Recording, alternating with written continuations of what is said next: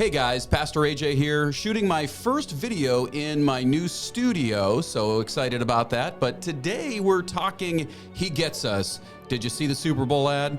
A lot of people are talking about it, and I kind of didn't really know what I thought. To be honest, I didn't like it too much, but it's getting a lot of pushback from the evangelical community, and I actually woke up yesterday wanting to shoot my own video on this, but then a video from commentator Benny Johnson popped up in my newsfeed. I watched it, and I actually felt like he did such a good job explaining this issue and really breaking down the commercial, the people that made it, the theological statements behind it, even for somebody who's not a trained theologian. So I'm just going to play his video for you and give you my commentary on it.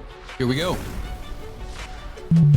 Okay, like I said, I thought commentator Benny Johnson did such a great job with his assessment of this commercial that we would just take a look at his video and let that break things down for us. But one of these ads was a very controversial, some would argue blasphemous, and hearsay ad from a group called He Gets Us. This group that claims to be Christian published an ad with a bunch of still images of people kneeling down and washing the feet of other people in society. In this ad, there are people like a priest washing a gay man's feet, right? There's a anti-abortion protester washing a girl's feet that maybe just had an abortion, presuming, right? Family planning clinic.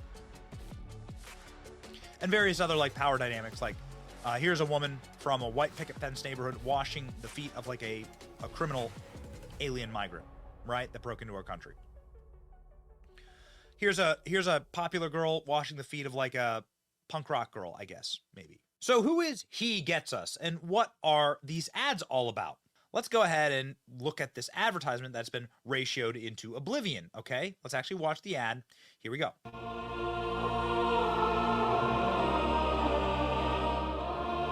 So there's the cop with like the black guy, the popular girl with the punk rock girl, Indian with a cowboy, a woman with an abortion clinic, or a drug addict or something, a guy like a climate activist getting her feet washed. Notice that the only people ever getting their feet washed are the ones who are like the oppressor versus the oppressed, okay? It's really important to understand this power dynamic because the entire ad is shot through a leftist worldview where like the climate activist is getting, like the climate activist is being served. Migrant in the neighborhood, the migrant in the neighborhood, I guess again, BLM protesters versus other BLM protesters, I guess. God, I can hear this protest. It hurts my ears. To a black man and a white man on a southern porch taking a bath together as they hold each other's hands. Okay. There we go.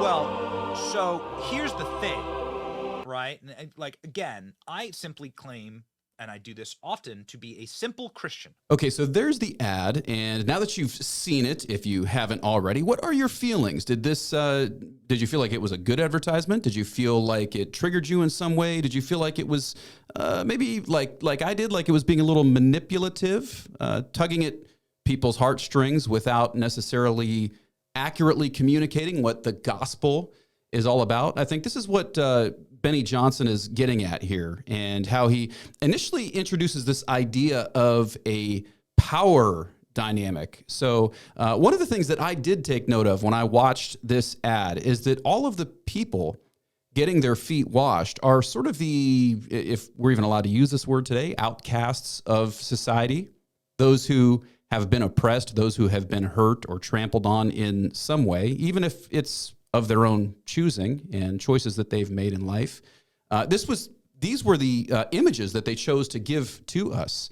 So I think there's something to be said for that. I think there's something to be said for the fact that there are a very particular set of images that are given to us. And I think it's appropriate to ask, what is behind these images? Why did they show these individuals? Why didn't they show Joe Biden washing Donald Trump's feet? And what would have been wrong with that? How would that have been a trigger to the audience that they were trying to reach? Is it even wrong to try to reach that audience in the way that they are? One of the things that's interesting about this is I think it demonstrates something that a lot of evangelicals are referring to today as progressive Christianity. So when we talk about progressive Christianity, what we're really talking about is this modern liberal ideology sort of expressing itself in the form of Christians, in the form of an outlook of the Bible. This is where you see the LGBT movement, those who are affirming people who struggle with some of these things that the Bible seems to refer to as sin, and says, hey, no, it's okay to do that, but just come to our churches. This is the demographic that it seems like this advertisement is attempting to reach out to. And so what exactly is wrong with that? Why should we not try to reach that demographic? And if we do try to reach that demographic, because certainly God wants us to reach all people, how should we? So let's continue as Benny gives his thoughts on what the Bible actually has to say about this topic. Okay, I am not even remotely a theologian, nor do I pretend to be. I'm a simple Christian. I simply read my Bible, and not even all of the Bible. I've read the Gospels, right, for instance. And so in the Gospels, what they're talking about is the washing of the feet story with Christ, where, to summarize this, Christ washed the feet of his apostles, his closest followers, people that would become saints inside of the church, right? Peter, who said, you won't wash my feet because you are the Christ, right? And then Christ washed their feet, washed all of the apostles' feet, and said, you call me teacher and Lord, rightly, for that is who I am. Now that I am your teacher and Lord, I've washed your feet, so you should also wash one another's feet. I've set an example for you, as I have done for you, very truly. No servant is greater than his master, messenger greater than the one who sent him. So what Christ is saying here is that I have, even though I am the Lord, I have humbled myself and I've served you, and you should also be servants. All right, that is a good message. It's important to actually look up the scriptures and read from them, right, instead of my interpretations of them. And so why are so many Christians, a lot of them who I deeply respect, and probably have far more theological knowledge than I do, hate this ad? Well, because actually, while Christ did wash feet and didn't teach hate, Christ also didn't teach tolerance. This is really important. Christ did hang out with sinners, because all people are sinners. Christ went and hung out with very unpopular people, prostitutes, tax collectors, but he didn't do that in order to compliment them or to embrace or affirm their sinful lifestyles. He did that to correct them. For instance, ladies and gentlemen, when the prostitute washed Christ's feet, which of course was an act of servitude in the Bible, Christ said, I don't condemn you, go and leave your life of sin. Sin no more. Here's every translation here. In every translation, Christ says, do not sin anymore to Mary Magdalene, who was a prostitute. Do not sin, please. Go and sin no more. Do not sin any longer. From now on. From now on, sin no more. That was actually the message of Christ using the words of Christ. So Christ is not about, Jesus Christ did not preach tolerance. What this ad, to me, seems to be projecting is that everything is permissible, and that everyone's lifestyle and every choice, sinful or not, is to be not only appreciated, but to be encouraged and celebrated, no matter how nihilistic or selfish or degenerate or sinful it is. I mean, there's literally a woman at an abortion clinic, which is murder, okay? That is what it is, okay? That's the way I see it. That's the way my religion sees it. That's the way that's what Christ teaches. That's what the 10 Commandments say, way back in the old books. Okay, thou shalt not murder. Pretty high up there. Like, this ad seems to be like saying, nope, all of this is permissible, which is actually not what Christ did when he came into contact with sinners. He said, go and sin no more. I mean, it seems pretty simple. Christ didn't teach tolerance. Christ taught salvation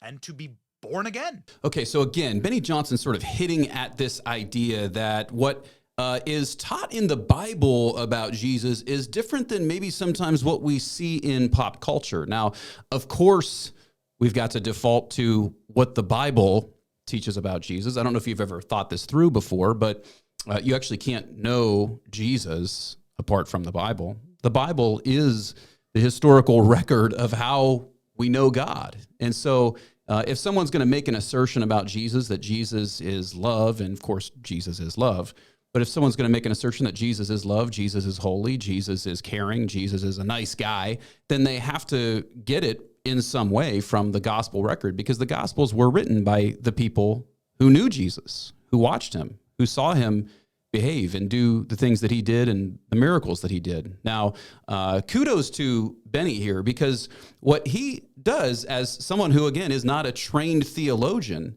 is just have the common sense to know the Bible, even just to the capacity that he does, and see that there's a difference between what's being presented in this commercial and the Jesus of the Bible. Because while it's not inherently wrong to show just the compassionate side of God, when you do that to a point that you are trying to subvert other parts of the Christian message, then that's wrong.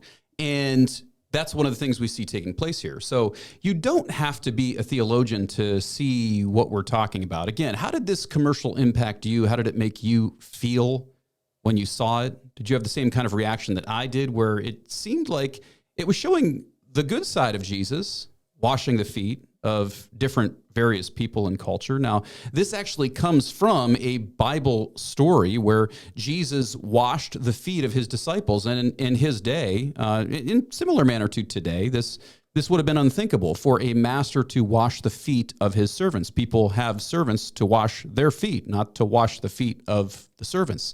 And so Jesus was actually making a statement by doing this. He was setting an example of what we would call servant leadership. It's a great principle, whether you are involved in a church or in some kind of organization, you own a business. Servant leadership is what Jesus demonstrated for us. It really is why we exist. We exist to be God's servants. We exist to help our brothers and sisters out there in the world to make it through this life. One of the greatest ways we can do that is by proclaiming the gospel to them so that they can repent of their sin and come to know the God of life, experience true life that Jesus has to offer.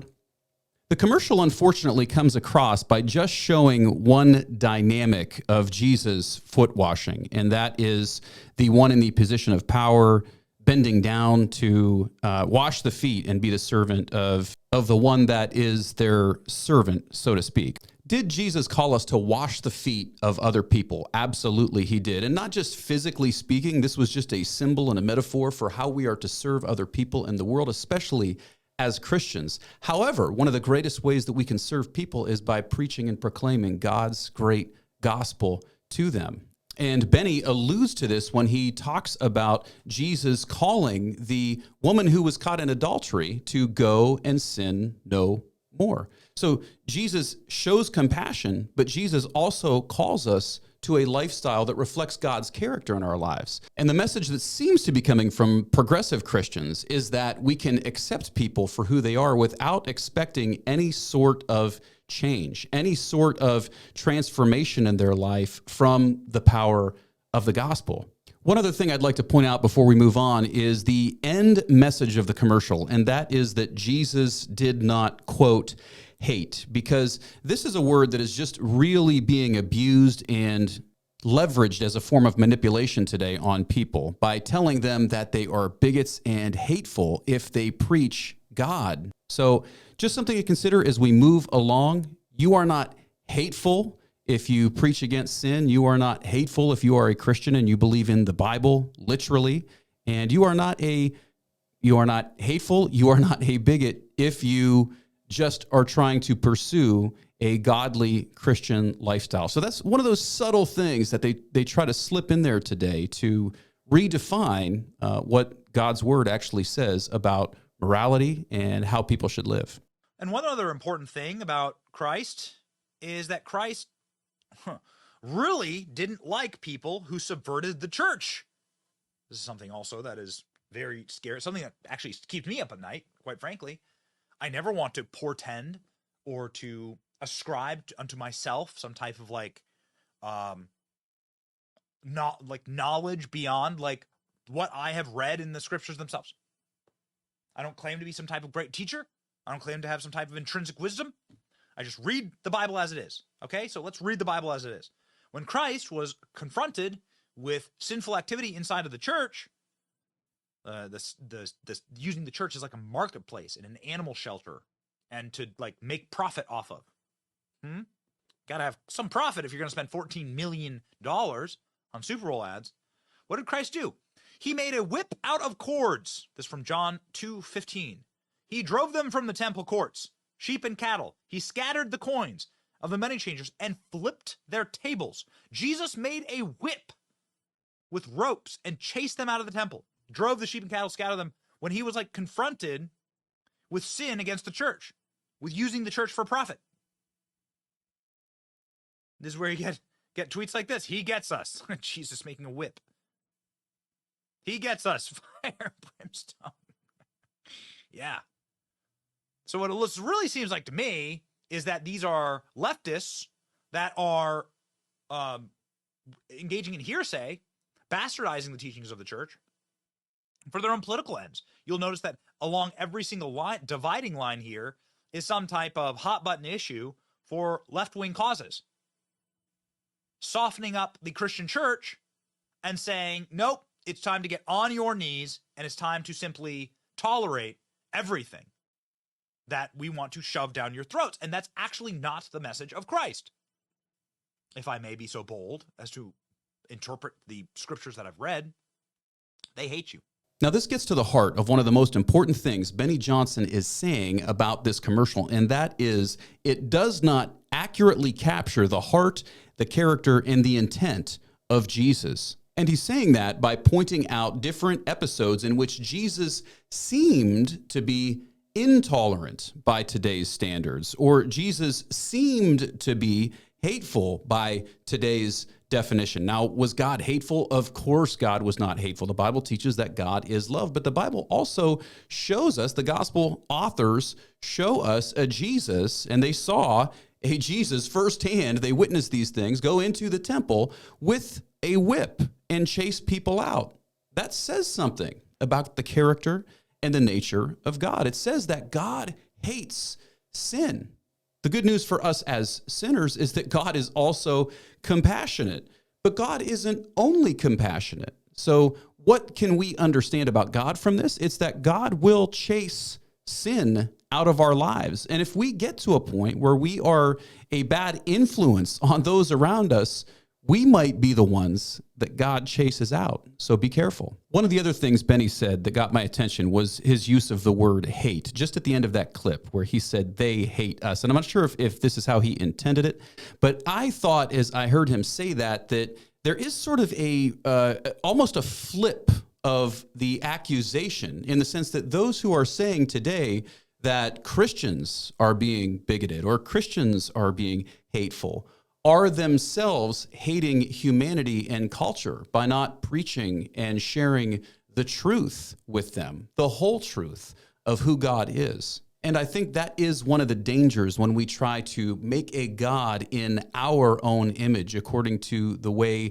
we think and see things. There's just such a unique difference about the God of the Bible and the person of Jesus Christ, the way that he is presented, that separates itself from every other religion in human history. When you really come to know him, you see these differences and you can spot the fake. Was Jesus tolerant? Not in the way that people use the word today. Jesus had mercy on people, but when he did, he said, "Go and sin no more." Turns out that the people behind the "He Gets Us" ads don't even claim to be Christians. Well, what do you know? It includes people who don't believe in Jesus, don't believe Jesus was the Son of God, but simply have a deep admiration for Jesus or are curious about the Jesus story. This explains a lot. He Gets Us. He Gets Us is a diverse group of Jesus followers. Oh, that's an interesting way to say that. With a wide variety of faith journeys and lived experiences. Our work represents the input from Christians who believe that Jesus is the Son of God, as well as many others who, though not Christians, share a deep admiration of the man who Jesus was and are deeply inspired by the curiosity to explore the story. Here's another thing that Jesus said. "I am the way, the truth, and the life. Nobody comes to the Father except through me." That one I know by heart. So this isn't going to fly. Not for me to actually tell you that. You can just read that in the scriptures if you cared to. But it seems like these people in the "He Gets Us," here's the actual webpage. How did the story of a man who taught and practiced unconditional love become associated with hatred and oppression of so many people? This is like leftist swill propaganda. This is agitprop. This has no place in the church. So here Benny is getting to the heart of the issue. Who are the people that created this ad? Some of them identify as non-believers. So what perception will they give you of Jesus? One of the things about progressive Christians is that they seem to just focus on the fact that Jesus didn't judge. However, there's one thing we do know is that Jesus is the judge and Jesus will judge. In fact, as Christians, this is one of the unique characteristics about us. We go around and tell people about that judgment because we love them. In fact, according to Jesus, there is a direct relationship between our actions and what we believe on the inside. The Bible nowhere teaches that we will be perfect people, but that forgiven people act better as time goes by. They learn how to be more like Jesus. This is the whole idea of Christianity. It's that we're not perfect, but that we seek to be better in our relationships toward one another. So does this ad actually speak for Christianity? I think it's worth considering those who funded it and the thought, the intent, and the ideology that seems to be fueling the message. I think the bottom line is that we can't say we're actually loving people and accepting people, and in fact, being tolerant to the degree that we are overlooking their sin without actually sharing the truth with them. That is part of being loving. Just something to think about for those of us who are actively pursuing a deeper walk with Jesus. And Benny will highlight this even more in this final clip where we look at the character and the nature of Jesus while he walked on this earth. He said, "Go and sin no more." He didn't say you're perfect as you are. Like that, those are the words. That's the words of the Bible. And then over here, this is John 2:15. Christ made a whip and beat people and flipped tables. He made a scourge of small cords and drove them out of the temple, the sheep and the oxen, and poured out the changers' money and overthrew the tables. Well, okay. What is that supposed to mean? That's not unconditional love. That's Jesus actually being quite angry. I've never made a whip and whipped people before. I don't think I've ever flipped a table out of anger. That's a very angry person to have done that. And that was the Son of God. And it seems like these people are manipulating the soft hearts and minds of a weakened Christian church in order to further divide the country and usurp the actual teachings of the Bible. You should be deeply wary of it. This is a subversion tactic. Don't be fooled. I know you won't be. It's your boy Benny. Like, share, and subscribe.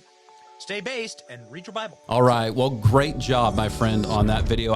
What do you think about Benny Johnson's explanation of the "He Gets Us" advertisement during the Super Bowl? I thought it was well done. I thought he looked at every element of the issue, those who made it, what they're trying to communicate, the different images that were intentionally shown versus ones that weren't. And then how does the overall message reflect the God of the Bible? Does it really give us a full picture of who Jesus is? And is this picture of Jesus that we receive from something like this, modern progressive Christianity, is this Jesus capable of actually saving someone? Or does he just tell them that they're okay the way that they are?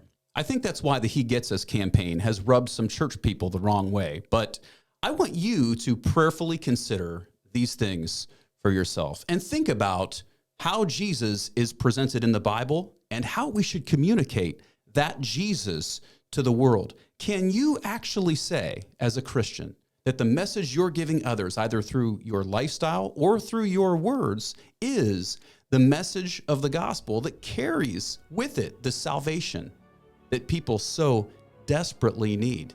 That's the message that they need to hear. That's the message that we want to share, because that's the message that is ultimately best for all of society's outcasts and the people who so desperately need him. Each and every one of us are sinners, and wow, do we need God. So we should preach the gospel, because only in the gospel is God's great power of salvation found. I'm Pastor AJ. If you like this video, don't forget to like, share, and subscribe. You can also go to pastoraj.com and become a subscriber to not only my channel, but also my ministry, where you can get extra content. I've got some merch available for you too that helps you to communicate God's great gospel to your world. We love you, and we'll see you in the next video.